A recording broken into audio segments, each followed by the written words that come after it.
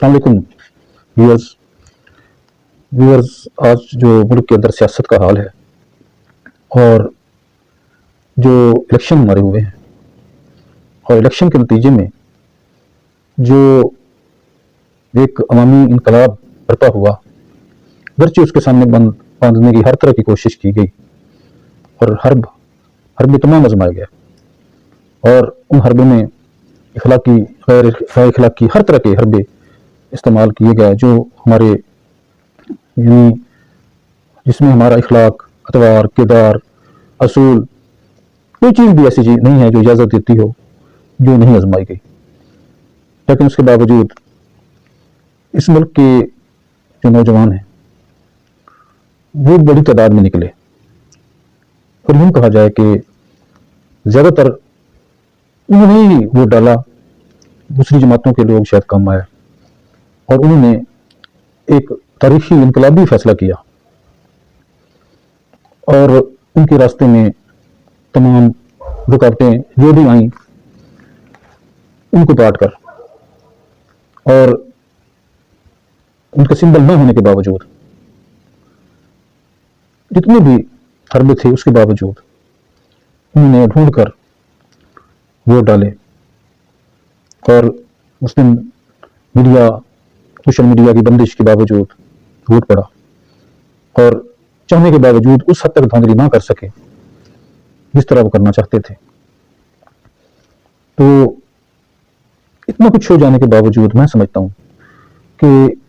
جو اہل نظر ہیں ان سے میری شکایت ہے کہ 70 سال بعد اگر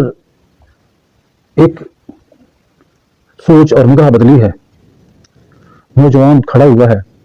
انہوں نے ووٹ کا تقدس استعمال کیا ہے، اس کو سمجھا ہے، تو مجھے شکایت ہے اس بات سے کہ چاہے وہ کوئی بھی جماعت ہے اور وہ کوئی بھی لوگ ہیں، ان کو ووٹ دیا گیا ہے، ان کو یہ مینڈیٹ دیا جانا چاہیے تھا۔ باب جبریل کے اندر علامہ اقبال فرماتے ہیں کہ شکایت ہے مجھے یا رب خدا بندان مکتب سے، سبق شاہین بچوں کو دے رہے ہیں خاک بازی کا، بہت مدت کے نخچیروں کا انداز نگاہ بدلا۔ نخچیر شکار یعنی 70 سال سے شکار ہی ہیں، جس طرح ہمیں کوئی پکڑ کے جدھر چاہتا ہے غلام بنا لیتا ہے، استعمال کرتا ہے، تو بہت مدت کے نخچیروں کا انداز نگاہ بدلا کہ میں نے فاش کر ڈالا طریقہ شہبازی کا۔ ایک کریڈٹ دیں آپ، اگر عمران خان نے کھڑا کیا ہے، بیدار کیا ہے نوجوانوں کو، تو آپ اس کو کیوں ایکسپٹ کرتے ہیں؟ کیا ہمارا دل گردہ اتنا نہیں ہے، ظرف اتنا نہیں ہے کہ ہم اگر ہمیں شکست ہو گئی ہے تو ہم اس کو مان لیں؟ آپ نے جو کرنا تھا کر ڈالا، اس کے باوجود شکست ہو گئی ہے، مان لیں کہ آپ کو شکست ہو گئی ہے، کیا حرج ہے؟ اگر آپ اس بات کو مان لیں گے تو تبھی آپ کی اصلاح بھی ہو سکے گی، میری اصلاح بھی ہو سکے گی۔ اس ملک کے اندر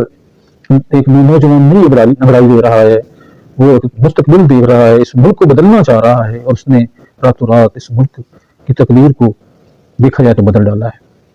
انقلاب برپا کر دیا ہے، اور آپ نے جو حربے آزمائے اس کے باوجود سب کچھ بدل گیا ہے اور اب تو ضمیر بدل گیا ہے اور مخالفین اپنی وکٹری کو بھی، فتح کو بھی فتح نہیں مانتے، وہ کہتے ہیں کہ یہ ہماری فتح نہیں ہے، ہمیں وہ فتح چاہیے جو جنوینلی ہم نے حاصل کی ہو۔ تو یہ بلند اخلاقی جو ہے کہاں سے پیدا ہو گئی ہے؟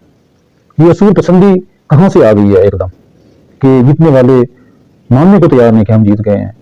اور جو ہرانے والے ہیں وہ اپنی جان دینے کو تیار ہیں کہ ہم جاگتے ہوئے کم از کم اپنا حق ادا کر جائیں، قوم کو بتا جائیں کہ ہم نے اس قوم پر ظلم کیا ہے۔ کون سے اصول اور کون سی قانون اور کون سا آئین کوئی چیز باقی رکھی؟ کچھ بھی نہیں رکھا آپ نے۔ ان سب کے باوجود اگر جوان یوتھ نے کروٹ لی ہے اور انہوں نے اس کے باوجود اگر تبدیلی لانے کا فیصلہ کیا ہے تو اس تبدیلی کو نہ روکیں۔ اگر آپ نے اس کو روکنے کی کوشش کی تو یہ جو انقلاب ووٹ کے ذریعے آیا ہے غلط شکل نہ اختیار کرے، تشدد کا رستہ نہ اختیار کرے، لوگوں کے گھروں میں اس طرح بے عزت کرنا، داخل ہو جانا، مجھے بتائیں اس خاندان کی کوئی توقیر اور عزت باقی رہتی ہے؟ تو اب یہ ریزسٹنس خطرناک بھی ہو سکتی ہے۔ آج تو ہائی کورٹ کے جج صاحب نے بھی کہہ ڈالا کہ کہیں ایسا ہی نہ ہو جائے کہ لوگ آگے سے آپ کو گولیاں مارنا شروع کر دیں اور اسلحہ استعمال نہ کرنا شروع کر دیں، کیونکہ آخر ان کی بھی تو عزت ہے نا کوئی۔ ایون ہمارے نبی صلی اللہ علیہ وسلم نے فرمایا کہ اگر تمہارے گھر کے سامنے کھڑے ہوتے ہو کر کوئی جھانکتا ہے تو آپ کو حق حاصل ہے کہ آپ اس کی آنکھ پھوڑ دیں۔ تو جناب یہ جو قانون ہے، قانون کہاں اجازت دیتا ہے کہ آپ کسی گھر ایسے چلے جائیں؟ اور وارنٹ بھی ہو تو کیا وارنٹ جس کے پاس ہو اس کے لیے کوئی اخلاقی راستہ کوئی نہیں ہے؟ اس کے لیے بھی تو یہی ہے کہ پہلے راستہ دیا جائے، خواتین کو پردے کی اجازت دی جائے، ان کو ایک سائڈ پر سمٹ جانے کا موقع دیا جائے۔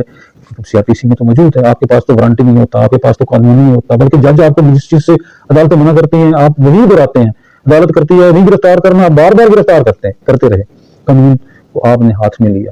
اور آج اگر یہ تبدیلی آئی ہے اور اس میں مان جائے تو اس ملک کا مستقبل روشن ہو سکتا ہے۔ لیکن آپ کو پتا ہے کہ اگر پانی کے سامنے اتنا باندھ باندھا جائے اس کے فروغ کو آپ کبھی نہیں روک سکتے، اور وہ پھر صرف ایک جگہ سے نہیں ٹوٹتا، پھر کئی جگہوں سے ٹوٹتا ہے، اور اس سیلاب کو پھر نہیں روکا جا سکتا۔ اس لیے یہ جو غیر قانونی، غیر اخلاقی، غیر شرعی،